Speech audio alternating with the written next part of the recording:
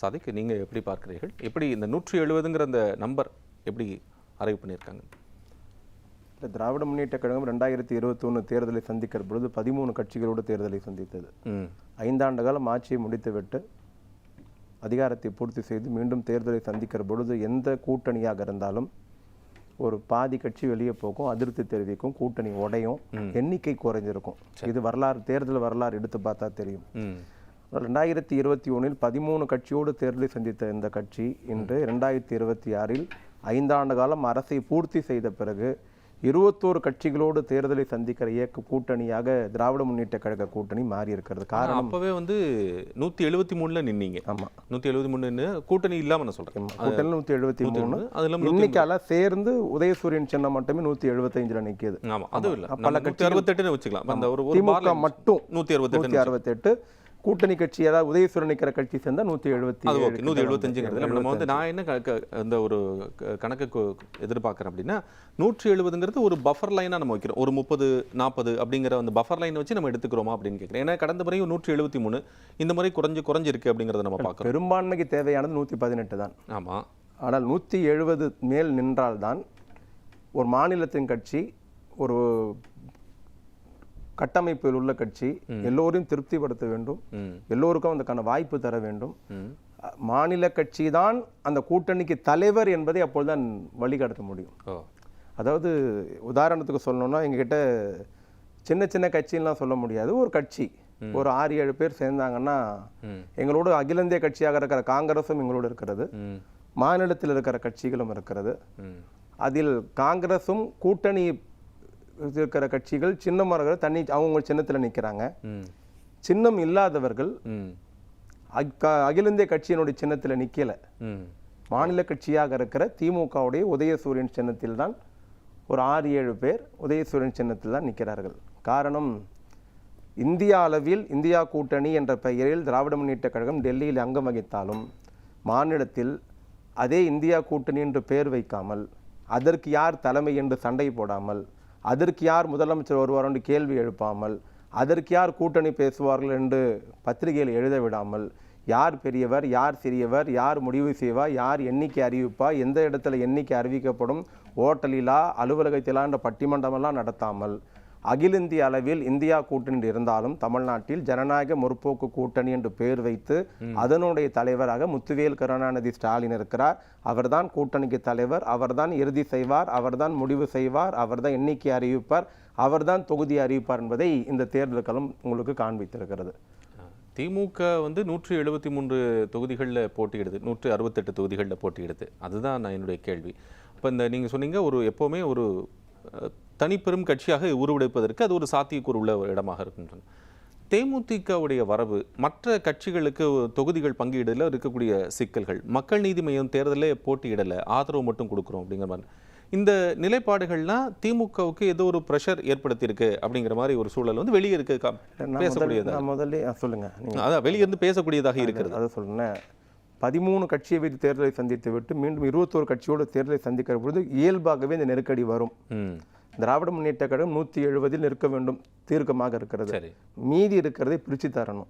பிரித்து தருகிற பொழுது எண்ணிக்கை, கட்சிகளின் எண்ணிக்கை அதிகமாகிற பொழுது இதெல்லாம் ஏற்படுவது இயல்புதான். ஆனால் இங்கே ஜனநாயக சக்திகள் ஒன்றுபட வேண்டும், மதவாதத்தை வீழ்த்த வேண்டும், மதவாதம் காலூன்ற விடக்கூடாது, அடிமைத்தனம் மீண்டும் வரக்கூடாது என்பதற்காக தான் எங்கள் அணியில் இருக்கிற எல்லா கட்சிகளும், நான் இதை சொல்ல எல்லாரும் சந்தோஷமா இருக்கிறாங்க அப்படி சொல்ல வரல, சின்ன சின்ன நெருடல் இருக்கிறது.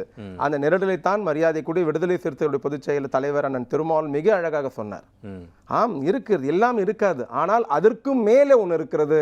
இந்த அணி வெல்ல வேண்டும், பாசிசம் வீழ்த்தப்பட வேண்டும், மீண்டும் மதவாதம் உள்ளே வந்துடக்கூடாது, அடிமைத்தனம் உள்ளே வந்துடக்கூடாது. இதையெல்லாம் மார்க்சிய கம்யூனிஸ்ட் கட்சி பொதுச் செயலாளர் சண்முகம் செய்தியாளர் சந்திக்கிற பொழுதும், அண்ணன் ஜெகவீரபாண்டியன் செய்தியாளர் சந்திக்கிற பொழுதும், அண்ணன் திருமாவளவன் பார்க்கறது சொன்ன ஒரே விஷயம், எண்ணிக்கையில் ஆம் நாங்கள் எதிர்பார்த்தது 1-2 கிடைக்காம இருந்திருக்கலாம். ஆனால் அதை விட மிகப்பெரிய பணி இருக்கிறது, ஒரு கடமை இருக்கிறது. அந்த கடமை இந்த அணி வெல்ல வேண்டும், எதிரணியை வீழ்த்த வேண்டும். எங்களுக்கு இதுதான் பெரிதாக தெரிகிறது. அது எங்களுக்கு காலப்பகல் சரியாகிவிடும். இந்த சின்னம் வந்து இப்போ நீங்கள் சொன்னீங்க, முதல்ல குறிப்பிட்டீங்க, அதிமுக இப்போ தேசிய கட்சியோட சின்னத்தை நிற்காம நாங்கள் மாநில கட்சியோட சின்னத்திலேயே நிற்க வைக்கிறோம் அப்படின்னு. இப்போ பாஜக சின்னத்தில் நிற்கலை, அது போல நாங்கள் எங்கள் சின்னத்தில் நிற்கிறோங்கிறது நீங்கள் மென்ஷன் பண்ணீங்க, நான் புரிஞ்சுக்கிறேன். இப்போ இந்த சின்னத்தில் இத்தனை பேர் கூடுதலாக நிற்க வேண்டும் அப்படிங்கிறது வந்து இன்னைக்கு மதிமுகவுடைய சார்பாக ஆடிட்டர் அர்ஜுன்ராஜ் பேசும்போது கூட என்ன சொன்னார்னா, எங்களுக்கு கொஞ்சம் வருத்தமாக தான் இருக்குது, ஒரு அதிருப்தி இருக்குது. நாங்கள் வந்து எங்கள் மக்கள் நீதி மையமே அந்த பாயிண்ட் தான் வைக்கிறாங்க. வந்து நாங்கள் டார்ச் லைட் சென்டர்ல 9 வருஷமாக நாங்கள் எங்கள் கூட இருக்கவங்களுக்கான இது இல்லாமல் போச்சுன்னு.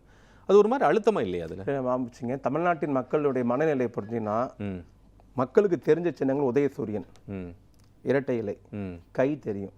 இது மக்களுக்கு கிராமப்புறம் வரைக்கும் பதிந்து போன சின்னங்கள். சரி, மூன்றாவது ஒரு சின்னத்தை கொண்டு போய் நிற்க வைக்கணும்னா குறுகிய 21 நாளில் மக்கள் மனசுல பதிவு வைக்கவே முடியாது. உதாரணம் வேணுமா, 2021 5 சின்னம் கட்சி சின்ன தொகுதியை வந்து இந்திய முஸ்லீம் லீக் கொடுத்தோம். அவங்க 5மே ஏனியில தான் நின்னாங்க. ஆனா அந்த சின்னத்தை கொண்டு போய் மக்கள்கிட்ட ரீச் பண்ண முடியல. சங்கடமா இருக்கு. சின்ன ஒரு அகில இந்திய கட்சி கேரளால இருக்கு, மகாராஷ்டிரால இருக்கு, உத்தரகாண்ட்ல இருக்கு, எல்லாம் இருக்கு.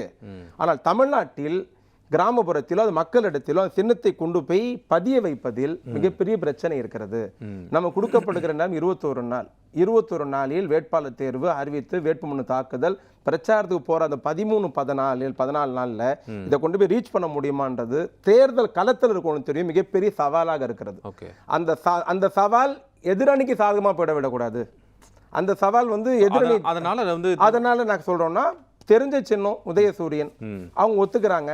நாங்க அகில இந்திய கட்சின்றதால அந்த சின்னத்தில் நிக்க சொல்லல, உதயசூரியன் சின்னம் நிக்க சொல்றோம். ஒத்துக்கிட்டாங்க, நிக்க வைக்கிறோம். ஆனால் கமலஹாசனுக்கு அவர் சின்னத்தில் நிக்கணும் அப்படின்னு ஒரு எண்ணம் இருந்தது. இருக்கிற சூழ்நிலை எடுத்து சொன்ன உடனே பெருந்தன்மையோடு சரி நாங்கள் எலெக்ஷன் உங்களுக்கு பதிலாக ஆதரவு கொடுத்துட்டு போயிடும் போயிருக்கிறார். அதை முதலமைச்சர் சொல்ல நான் நெகிழ்ந்து போனேன், தியாகம் நெகிழ்ந்து போனேன்னு பாருங்க. இதுக்கு அதுக்கான நிச்சயமா வருங்காலத்தில் அதுக்கான பலனை முதலமைச்சர் அவங்க கொடுப்பார். வேற ஏதாவது கூட மாற்று ஏற்பாடு இருக்கலாம் வருங்காலத்தில். ஆக இதுக்கு என்ன சொல்ல வரேன்னா, சீட்டு அறிவித்த பிறகு இன்னி வரையில் எதிர்முகாமில் அதிருப்தி குரல் ஓங்கி இருக்கிறது.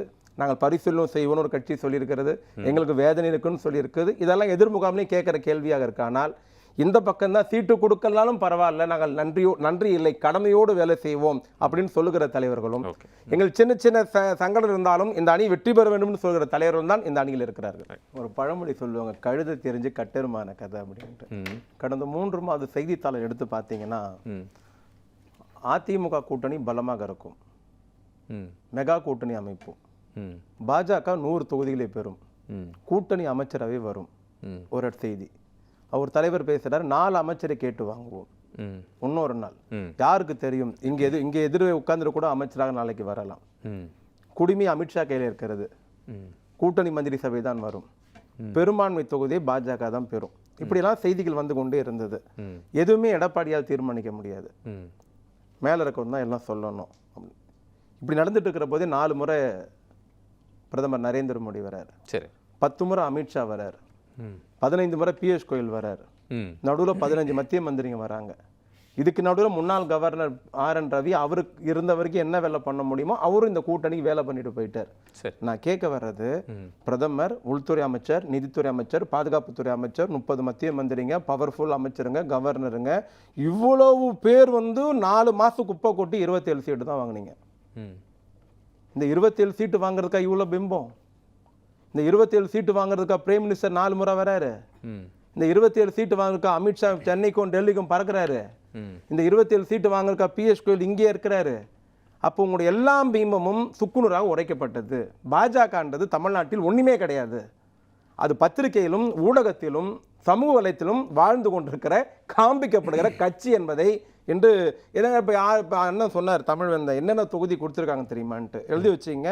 27 கூட்டணி சின்னத்தில் சேர்த்து பாஜக 37 38 வருதுன்னு நினைக்கிறேன். அதில் இப்பயும் 16 போயிடுச்சு. ஏன்னா எல்லா பத்திரிகையும் பட்டியல் போட்டு சொல்லியிருக்காங்க 16 யார் எழுத்து நிற்கிறாங்க தெரியுமான்னு. மொத்தம் 37 16 போயிடுச்சு. மீதி 20 தான் போட்டின்னு பத்திரிகை சொல்ல ஆரம்பிச்சிருக்கு. இதெல்லாம் யூகம், இவன தேர்தல் கமிஷன் அப்படிலாம் இல்லை. களம், கட்டமைப்பு, வாக்காளர் யாரை கவர்வார்கள் அதை வச்சு சொல்லப்பட்டது. நான் கேட்கறது எதுக்கு சார் இவ்வளவு பில்டப்? இது இப்போ நீங்க சொன்னீங்க, இவங்கள யாருமே இல்லாம காங்கிரஸ் உங்ககிட்ட வந்து ஒரு நீண்ட போராட்டம் ஒன்று பண்ணாங்களே, இவங்களாம் யாருமே இல்லை. மத்திய அமைச்சர் வரல, கவர்னர்கள் இல்லை, பிரதமர் வரல, ராகுல் காந்தி வரல, சோனியா காந்தி அவர்கள் ஃபோனில் சொன்னதாக சொன்னாங்க. அம்மையார் கனிமொழி அம்மையார் வந்து இங்கேருந்து டெல்லி போய் சந்திச்சுட்டு வந்தாங்க இல்லையா? அவங்க வந்து இந்த 3 சீட்டு பெறுவதற்காக தான் காங்கிரஸ் உங்ககிட்ட இவ்வளோ ஒரே எவ்வளோ கொடுத்தோம்? போனது 25, இந்த முறை எவ்வளோ 28. அதைத்தான் கேட்குறேன். அதான் இந்த 3 சீட்டு கொடுக்கறதுக்கு தான் இவ்வளோ போராட்டம் நடத்தாங்களான்னு. அவங்க தான் இந்தியாவில் 13 ஸ்டேட்டில் அவங்க ஆட்சியிலே இல்லை சார், ஜனாதிபதி அவங்க இல்லை. துணை ஜனாதிபதி அவங்க கட்சி இல்லை, பிரதமர் அமைச்சர் அவங்க கட்சி இல்லை, உள்துறை மொத்த இந்தியா அவங்க கையில் இல்லை. உங்க மாநில சொல்லணும் முக்து காங்கிரஸ் சொல்ல ஆரம்பிச்சிங்க. ஆனா அந்த காங்கிரஸை தமிழ்நாட்டில் 10 நாடாளுமன்ற உறுப்பினர் கொடுத்து 25 சட்டமன்ற உறுப்பினர் கொடுத்து 18 பேர் இருக்கிறாங்க. அந்த கட்சி எங்களுக்கு தேவை, நாங்க அவங்களுக்கு தேவை என்பதை கட்சிக்கு உரிமை இருக்குல்ல.